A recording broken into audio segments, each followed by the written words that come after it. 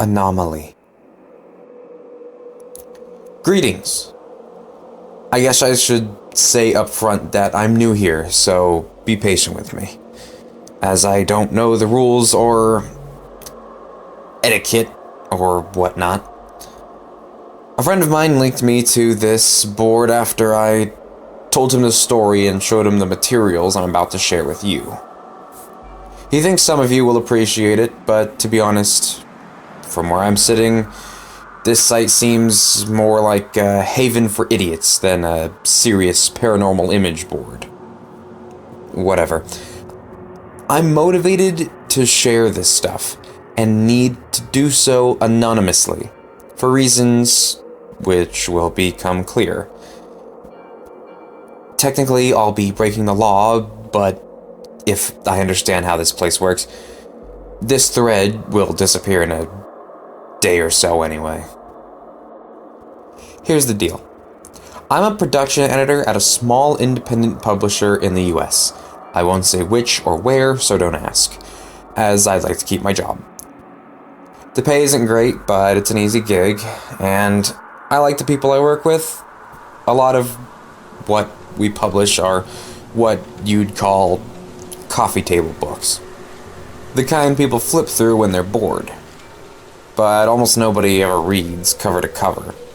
Bland pictorial histories of certain cities or states that will sell well in regional gift shops. The occasional book of maps or a biography. A few museums outsource their gallery catalogs to us, that kind of thing. The work is boring, but it's steady, and we get enough jobs and our books make enough money to stay afloat, which is a lot more than most small presses can say these days, because we've been around for a while. Our name is somewhat known to history buffs and people who think they're an expert on such and such town in nowhere, Idaho, or some esoteric topic nobody really cares about. We get a lot of unsolicited manuscripts from people that really shouldn't be writing books, and unsolicited CDs full of photographs from people that shouldn't be taking pictures. Because we're small, and don't have a separate acquisition editor position, the job of going through this slush pile gets passed around the office. Very rarely, somebody will find something worth pursuing and pitch it to the rest of us. But our senior editor/publisher gets the final say. For the last 9 months, I've been working more or less non-stop on a book that everyone at the office was pretty excited about. Our copy editor found it during his turn with the pile. An old guy I won't name had contacted us out of the blue and offered us a chance to publish his rare archival photo collection, provided we treat the subject matter with respect and seriousness he felt it deserved. To use his term, and what was going to be the book's title, the photos were all anomalies. That is to say, they depicted something out of the ordinary or otherwise inexplainable. Something that usually had an equally interesting story to go along with it. Most of them from the first half of the 20th century. Like I said, it's not the thing we normally publish, but the few samples the guy sent in with his pitch letter were pretty compelling. And once we had seen the rest of them, with the stories, and realized that none of the pictures were widely known, we knew we had something that would get people's attention. The format was going to be simple and classy, with a lot of white space and breathing room.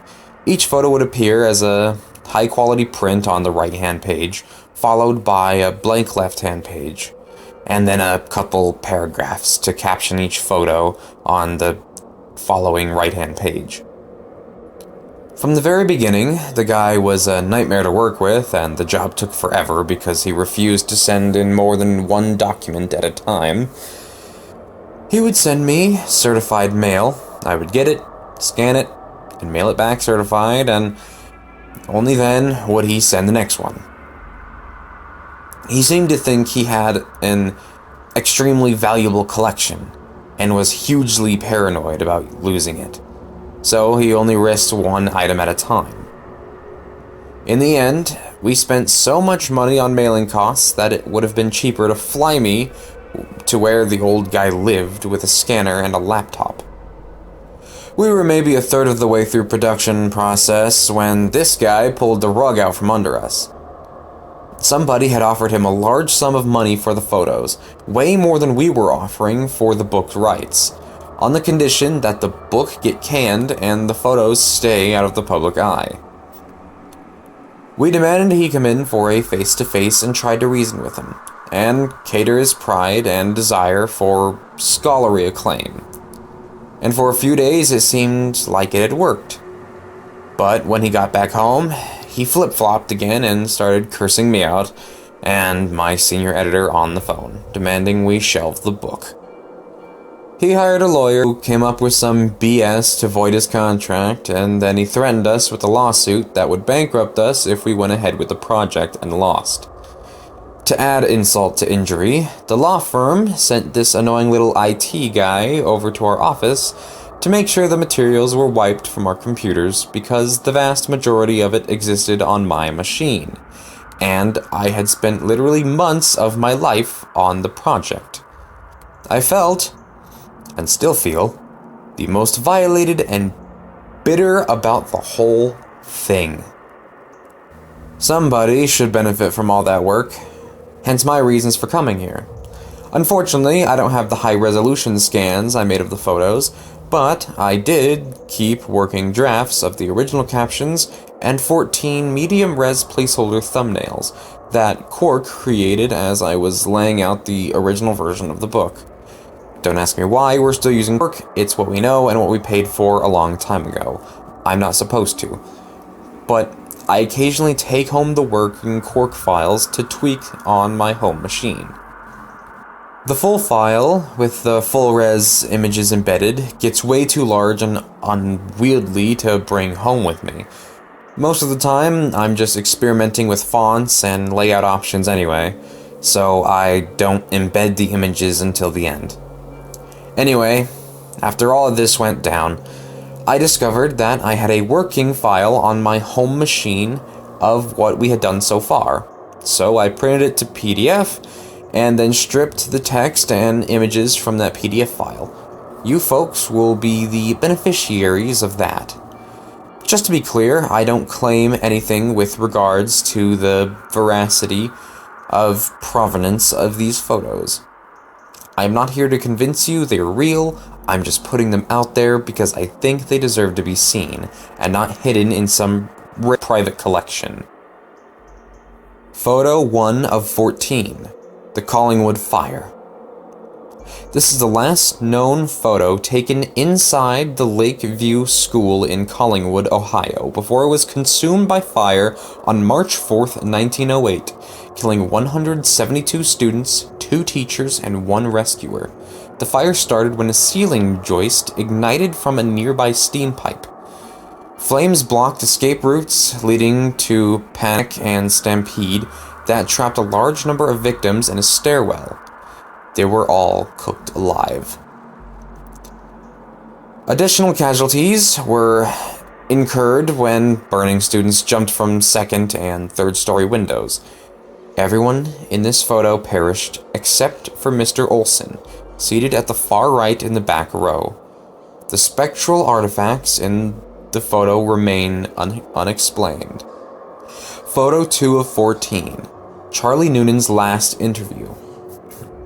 Charlie Noonan was an amateur folklorist who traveled throughout the South and Southwestern United States during the early years of the 20th century, collecting tall tales and stories of the supernatural according to his wife, Ellie. Charlie was told a story one day by an Oklahoma farmer about a strange woman who lived alone on an isolated property in the Panhandle. The farmer claimed the woman was not a woman at all, but something else. Something that hid its true nature beneath a headscarf and was never seen without a large dog by its side. Noonan was apparently intrigued enough to try searching for the woman during one of his research road trips. He was never seen again. Ellie Noonan was later contacted by a Tulsa pawnbroker who remembered reading about her husband's disappearance papers.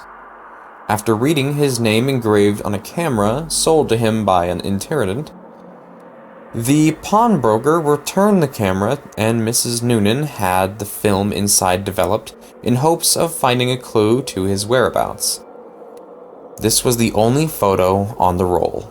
Unfortunately, neither the location of the property nor the name of the farmer who told him the story was recorded in Noonan's notes. Photo 3 of 14. The Death of John Eustace. This prophetically torn photograph depicts a regimental color guard of the Union Army, 1 month before they marched into battle at Antietam, September 1862. The gentleman on the far right, named John Eustace, had the right side of his face and right arm blown off by cannon fire at the start of those hostilities. It is unknown exactly when the damage of the photo occurred. Photo 4 of 14. The Axeman of New Orleans. Edward Martel was an unsuccessful French photographer and inventor who traveled throughout the U.S. during the first 2 decades of the 20th century, trying to drum up interests and investors for a device that added timer and automatic exposure features to Kodak's popular lining of folding Brownie cameras. During his travels, he took thousands of automated photos to test and refine his invention. Often, he would wake up early, set up a hidden camera in an inconspicuous spot on the streets of whatever city he happened to be in, and walk to a nearby cafe or bar so that he could capture candid scenes of daily life to remember his travels by. The best of these photos were selected for Martel's one and only gallery show in Paris, 1924. Unfortunately, Martel died penniless and unknown in 1955, and it was left to his daughter Janine to sort through the boxes and boxes of photos he left behind to see what should be kept and what should be discarded. During this process, she came across this photo taken in New Orleans on the morning of October 28, 1919. A few hours before Martel boarded a steamer ship and returned to France. It turns out that Martel hated motion blurs in his photographs because he thought they would reflect badly on the speed and accuracy of his lens mechanism. This prejudice made him cast aside and overlook what was probably the most important photo he ever took. What makes this photo so special? The night before it was taken, the notorious and still unidentified serial killer, only known as the Axeman of New Orleans, had committed his last murder, hacking Mike Pepitone to death in his bedroom, and then fleeing the scene just as Pepitone's wife was discovering the body. Could this be him returning to the residence? It's impossible to say, but if it is, the image appears to belie the legend, based on the shaky testimony of Paulin and Mary Bruno, and prevailing prejudice of the time, that only a black man was capable of such savagery. Photo 5 of 14. The Grand Caverns Cryptids. This photo was taken in 1895 by an amateur spelunker-photographer named Orrin Jeffries. While exploring an unmapped section of the Grand Caverns in southwestern Virginia, at the time it was taken, Jeffries was conducting photographic experiments using super long exposures to see if anything at all could be captured in the total absence of light, otherwise known as cave darkness. He would situate himself on level ground, extinguish his lantern, and then opened the lens of his homemade box camera for as long as he could stand in the darkness. During one of these experiments, he heard something approach from the deeper recesses of the cave. Frightened Jeffrey abandoned his experiments and set off one of the Blitzlicht flashes he used for taking traditional photos underground. According to the report he later gave to a local newspaper, Jeffrey saw 3 humanoid creatures staring at him from the shadows and took off running in the other direction and didn't stop running until he was topside. Several days later, he returned with 3 other men to retrieve his box camera. This is the image that was recorded on the film inside. Photo 6 of 14. The Harlow Twins. 1938, Evergreen Park, Illinois, outside Chicago. Billy and Stevie Harlow were riding in the front seat with their mother, Tammy, when their Ford sedan collided head-on with a Chrysler. During the collision, the cars spun in such a way as to impact 2 additional vehicles. Tammy Harlow survived, but the boys were ejected through the windshield and killed instantly. A crime scene photographer from the local paper took this shot as a crew of volunteers worked frantically to free John Downing, the driver of the Chrysler. It appears that little Billy and Stevie stuck around to watch. Photo 7 of 14. The Sorensens Tragedy. The Sorensens were a Danish family who immigrated to the United States sometime between 1905 and 1906. They arrived with their eldest child, Anders, seen on the donkey, and settled on a farmstead in Missouri. 3 more children, Simone, Frick, and Matilda, center, right, and in the wagon respectively, soon followed. This photo, taken in 1916, captures all 4 of the children a few weeks before the tragedy. The 3 eldest kids were apparently playing fort in the hay barn and must have fallen asleep. Their father, Nicholas, drove a wooden hay sweep into the pile and dismembered all 3, in locations accurately suggested by the flaw in the photo. Matilda, the youngest, was inside the house with her mother at the time and not hurt. According to the son of a neighbor later interviewed by the author, the donkey later died in equally hideous fashion by its head caught in a barbed wire fence and nearly decapitating itself in the frenzy to get free. This final detail could not be corroborated. Photo 8 of 14. The Spectre of Viola Peters. Viola Peters was a well-born spinster who lived alone in the small rural town of McKaysville, Georgia.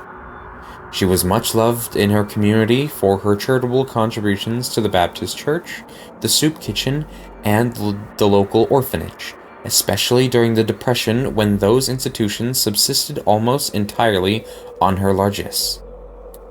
In July 1935, Viola was brutally raped and murdered by a drifter named Tom Cullen, who had worked briefly at the nearby refinery.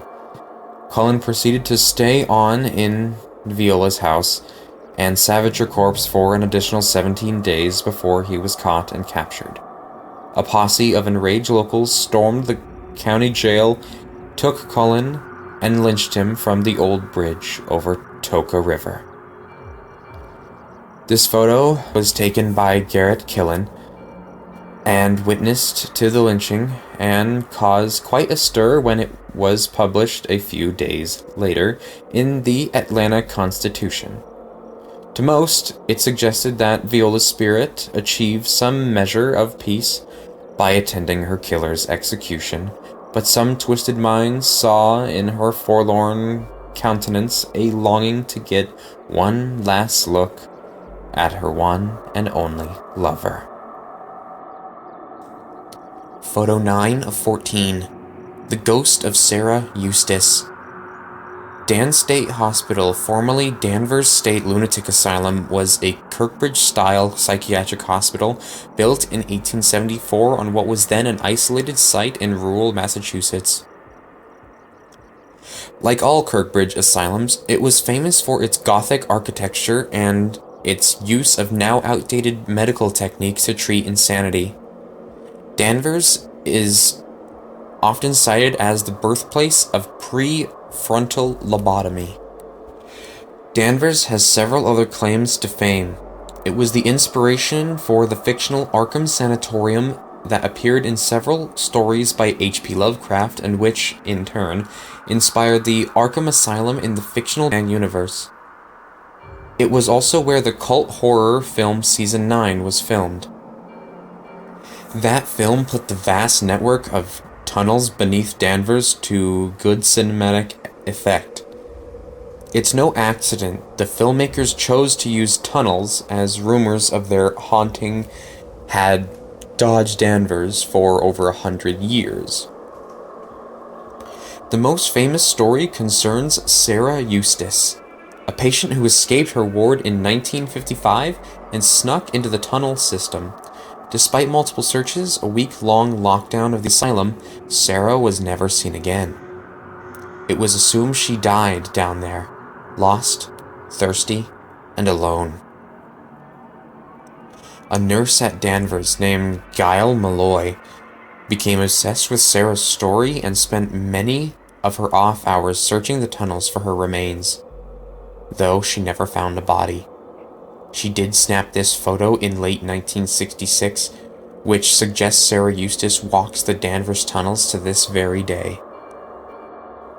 Photo 10 of 14. The Stevenson family portrait. Who says ghosts don't have a sense of humor?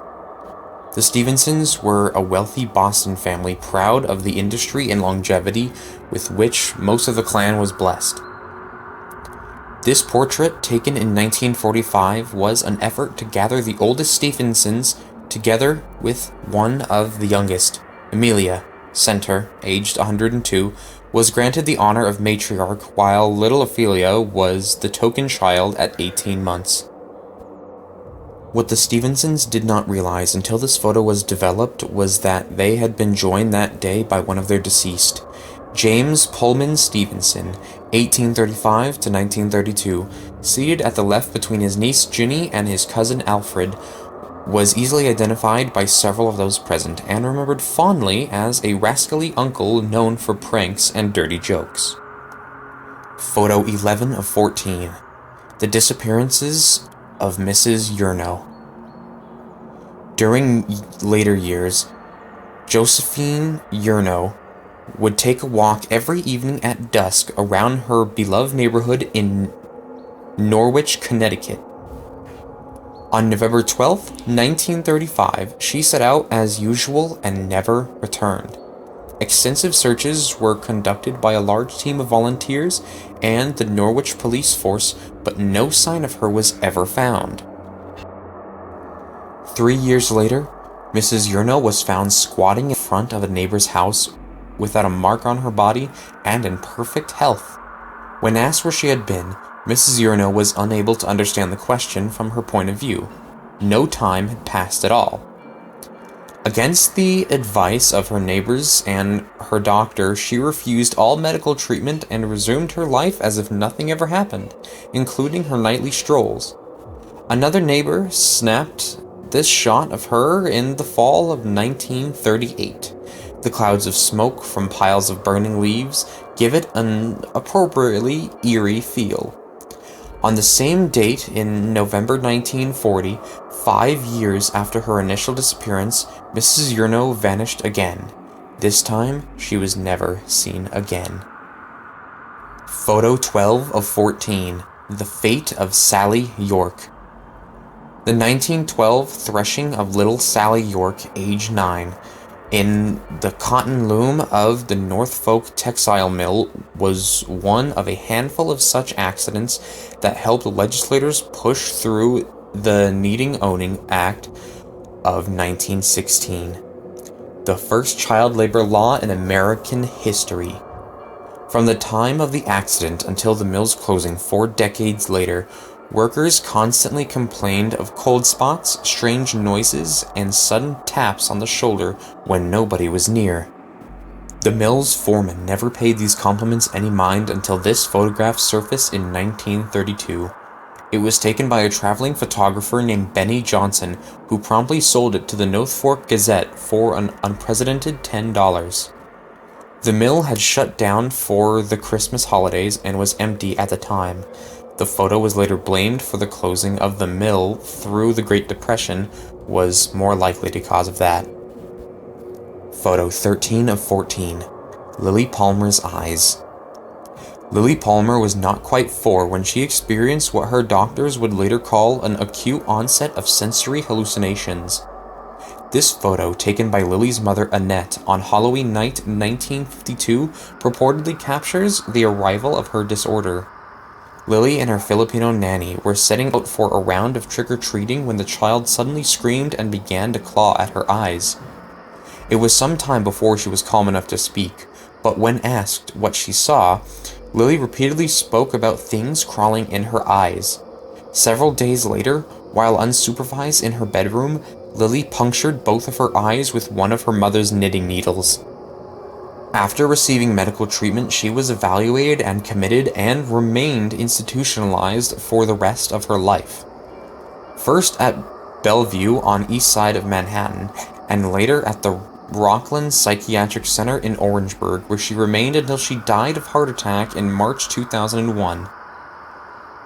A call to one of her former caregivers at Rockland confirmed that Lily's episodes were most traumatic on and around Halloween night.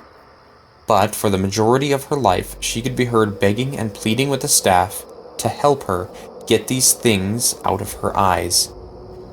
Photo 14 of 14. The Trinity Deception. This is one of several famous photographs taken of the first ever nuclear detonation. Conducted by the U.S. Army on July 16, 1905, the White Sands Proving Ground, located at the Jornada del Muerto Desert about 35 miles southeast of Socorro, New Mexico. The setting off of this implosion-designed plutonium device, the same method used in the Fat Man device dropped on Nagasaki, ushered in the atomic age and eventual arms race between the United States and Russia. Only a handful of people were aware that this photo was cropped before it was ever released to the public, and they are all now dead. One of them was the original photographer, who gave the author a copy of the original on the condition that it be kept out of the public eye until such time the citizens of the world could handle ramifications of what it depicts. The author remains uncertain whether this criteria has been met, but given that he likely owns the last extant copy, he has decided his responsibility rests with the truth. Hello everyone, this is a post-credit flutterderp, and I just want to apologize about the audio being cut out in a bunch of different places. You can definitely hear it. I don't know really what happened to them, but for some reason there was some few short words that were cut out. That was not my doing. That is just what the audio did. I don't know why that happened, but yeah, I wanted to apologize for that. But anyway, thank you guys for watching.